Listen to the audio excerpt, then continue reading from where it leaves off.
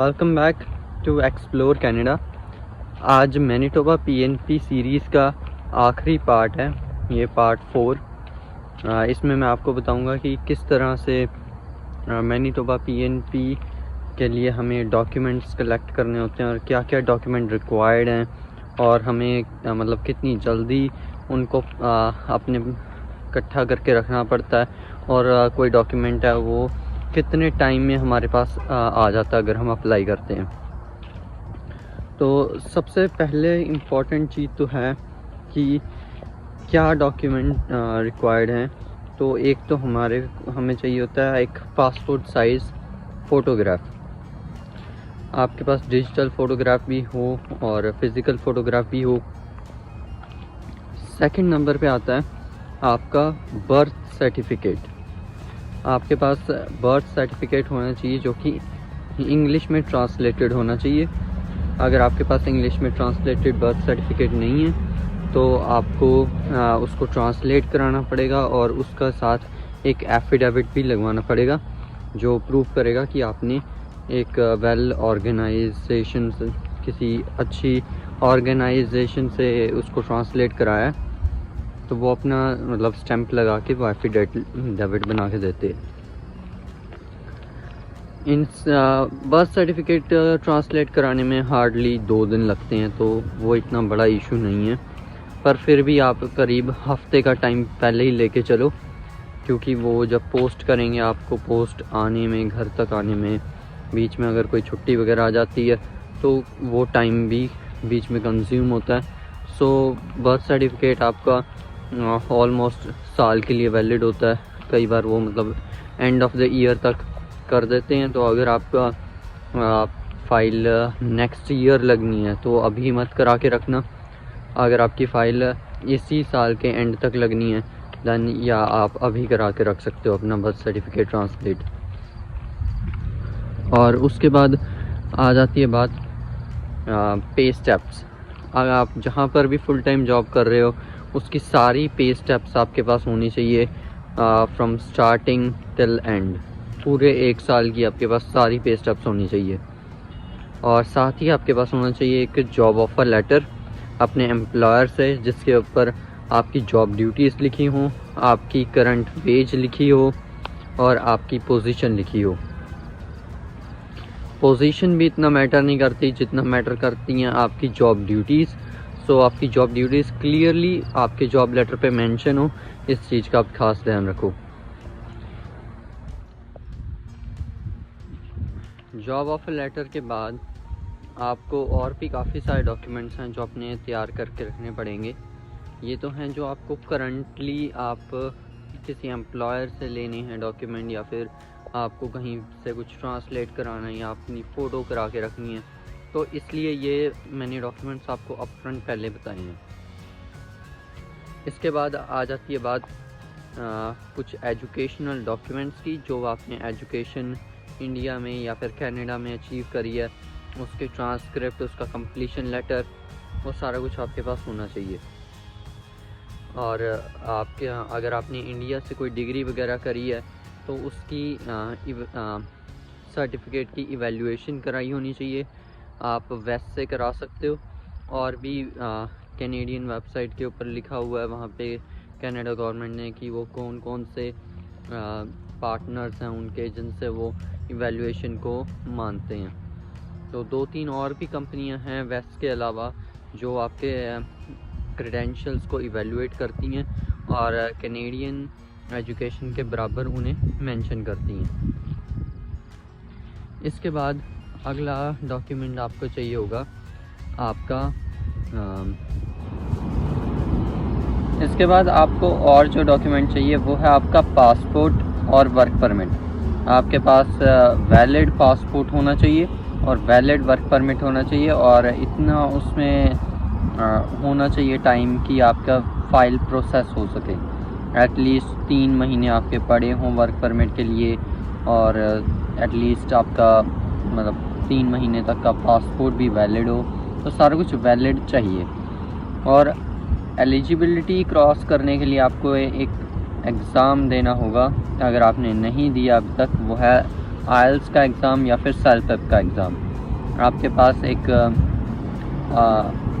Valid आइल्स या फिर सेल्फिप का एग्ज़ाम होना चाहिए। वो 2 साल के लिए वैलिड होता है। अगर आपने 2 साल पहले एग्ज़ाम दिया था तो वो अब नहीं चलेगा, तो आपको एक नया एग्ज़ाम देना होगा। और उसके अंदर आपका CLB लेवल एटलीस्ट 4 होना चाहिए। इसका मतलब है कि रीडिंग में 3.5 चल जाएंगे, बाकी सारों में एटलीस्ट 4 चाहिए। सो जितना बेटर स्कोर आप कर सको आप करो। सेल्फिप का सिंपल होता है 4 each is equal to CLB 4। So आप CLB 4 का वैलिड लैंग्वेज सर्टिफिकेट आपके पास होना चाहिए। नेक्स्ट आपको मैं बताने जा रहा हूँ जो एक और इम्पॉर्टेंट चीज़ आपको चाहिए होगी, वो है आपकी बैंक स्टेटमेंट। आपके पास बैंक स्टेटमेंट होनी चाहिए। आपके पास गवर्नमेंट को शो करने के लिए कुछ फंड्स होने चाहिए कि आप PR होना चाहते हो। आपके पास सेटलमेंट के लिए कुछ फंड्स हैं, आप अपने आप को यहाँ पे रेज़ कर सकते हो, खुद अपना ख्याल रख सकते हो, यहाँ पे आपके पास इनफ मनी है। सो ये कुछ डॉक्यूमेंटेशन रिक्वायरमेंट हैं जो आपको PNP की जब आपको लेटर आ जाएगी इनविटेशन टू अप्लाई, तो आपको ये सारे डॉक्यूमेंट्स साथ के साथ चाहिए। कुछ और 3 डॉक्यूमेंट्स हैं जो आपको PNP की अप्रूवल नहीं, आपको PR एप्लीकेशन जब फेडरल की एप्लीकेशन लगानी है उस टाइम पे आपको ज़रूरत पड़ेगी। तो वो 3 डॉक्यूमेंट कौन से हैं? उसमें पहले नंबर पे आ जाता है आपको चाहिए मेडिकल एग्ज़ाम। आप मेडिकली पूरी तरह फ़िट होने चाहिए। वैसे तो कनाडा गवर्नमेंट ने ये भी कह दिया है कि अगर आपके पास कोई पुराना मेडिकल एग्ज़ाम है तो आप वो भी यूज़ कर सकते हो, पर बेटर है कि आप एक नया वैलिड मेडिकल एग्ज़ाम करा के रखो, वो आपको ज़रूरत पड़ेगी। दूसरा, आपको कनाडा की RCMP पुलिस वेरिफिकेशन सर्टिफिकेट चाहिए। तो आजकल काफ़ी ज़्यादा टाइम लगा रहे हैं वो, एटलीस्ट 2 महीने लग रहे हैं। जिन्होंने अभी रिसेंटली मई जून में अप्लाई किया RCMP का सर्टिफिकेट, उनका 2 महीने आराम से लग रहे हैं। तो बेटर है कि आप पहले ही करवा के रखो, वो 6 महीने तक वैलिड होता है। तो उस हिसाब से आप देख लेना कि आपको कब कराना चाहिए, कब आपका एक्सपीरियंस पूरा हो रहा है और किस टाइम पे आप अपना सर्टिफिकेट अप्लाई करोगे। तो आपके फ़ाइल लगने तक, आपकी PR की फ़ाइल लगने तक वो वैलिड होना चाहिए। सो ज़्यादा भी जल्दबाजी मत करना और ज़्यादा डिले भी मत करना। बिल्कुल सिचुएशन के हिसाब से आप अपना सर्टिफिकेट अप्लाई करना। और सेम इंडिया से सर्टिफिकेट चाहिए, जो कि कई स्टेट्स से हमें वहाँ इंडिया से हम अपना PCC करा लेते हैं, लेकिन वो जस्ट एक स्टेट को वैलिड करता है। अगर आप इंडिया में 2 स्टेट्स या 2 से ज़्यादा किसी स्टेट्स में रह कर आए हो तो वहाँ का सर्टिफिकेट वो नहीं चलता। अगर आपने जैसे डिग्री किसी और स्टेट में जाके करी है, उसके बाद आप यहाँ कनाडा आए हो, तो बेस्ट ऑप्शन आपके लिए यही है कि आप कनाडा का BLS सेंटर पे जाओ और वहाँ से आप अपनी पुलिस वेरिफिकेशन कराओ। वो भी इतना ज़्यादा टाइम नहीं लगता, लेकिन फिर भी महीना 1.5 महीना वो भी लगा देते हैं सारा प्रोसेस करने में, क्योंकि इंडिया डॉक्यूमेंट जाने होते हैं, इंडिया से फिर वापस आने होते हैं, उसमें काफ़ी टाइम लग जाता है। सो इंडिया में वेरिफिकेशन होएगी, आपकी सारी वेरिफिकेशन होएगी जहाँ जहाँ पर जिस स्टेट में रह के आए हो। तो अगर आप जस्ट अपने होम टाउन का PCC करा लेते हो तो कई बार आप इनएलिजिबल रह जाते हो, क्योंकि आपने दूसरी स्टेट में भी 6 महीने या उससे ज़्यादा आपने स्टडी करी, आप रहे हो, तो आपकी PCC इनकम्प्लीट मानी जाती है। तो बेस्ट ऑप्शन है आप खुद इंडिया से डायरेक्ट PCC कराने के बजाय BLS के थ्रू जाओ, वो एक बेस्ट ऑप्शन रहेगा आपके लिए। सो वो भी 6 महीने वैलिड रहती है BLS की PCC, तो आप उस हिसाब से अपनी BLS की PCC भी करा के रखना। और आज की वीडियो में जस्ट इतना ही। ये सारे डॉक्यूमेंट्स की रिक्वायरमेंट रहती है जब भी हम मैनिटोबा PNP लगाते हैं। ऑल्सो मोस्टली दूसरी प्रोविंसेस की PNP में भी यही सारे डॉक्यूमेंट्स की ज़रूरत पड़ती होगी। मेरे को एग्जैक्टली नहीं पता, लेकिन हाँ मोस्ट ऑफ दी PNP जो हैं वो यही सारे डॉक्यूमेंट्स मांगते हैं। एजुकेशन डॉक्यूमेंट, करंट जॉब, क्या कर रहे हो आप, कहाँ पे काम कर रहे हो, प्रूफ आपके काम का, आपका पासपोर्ट, आपकी PCC, आपका मेडिकल, इन सारी चीज़ों पर ही वो आपको PR देते हैं। सो अपने डॉक्यूमेंट्स रेडी कर लो, अपनी EOI की अकाउंट बना के रख लो, सबमिट उस टाइम पे करा देना जब आप एलिजिबल होगे। प्लीज़ अपनी EOI एलिजिबिलिटी से पहले प्लीज़ सबमिट कराना।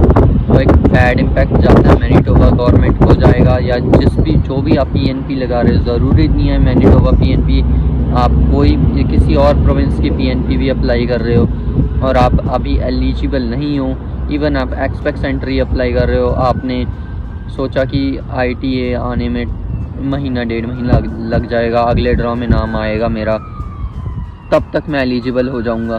तो प्लीज़ आप पहले मत सबमिट कराओ। जब आप एलिजिबल हो जाओगे, जब आपका वर्क एक्सपीरियंस पूरा हो जाएगा, उसके बाद आप अपनी फ़ाइल सबमिट कराना। नेक्स्ट ड्रॉ आता रहता है, ड्रॉ ख़त्म नहीं होने लगे। एवरी टाइम एक अगला ड्रॉ जो होएगा कुछ बेटर लेके आएगा। कभी कभार हमारे हाथ से अपॉर्चुनिटी चली जाती है, पर अपॉर्चुनिटी ग्रैब करने के लिए आप कोई गलत काम करो वो भी अच्छा ऑप्शन नहीं है। So take care. और मैनीटोबा PNP का ये सीरीज़ आज मैं यहाँ ख़त्म कर रहा हूँ और आपको कनाडा के कुछ और जगहें एक्सप्लोर करवाऊँगा।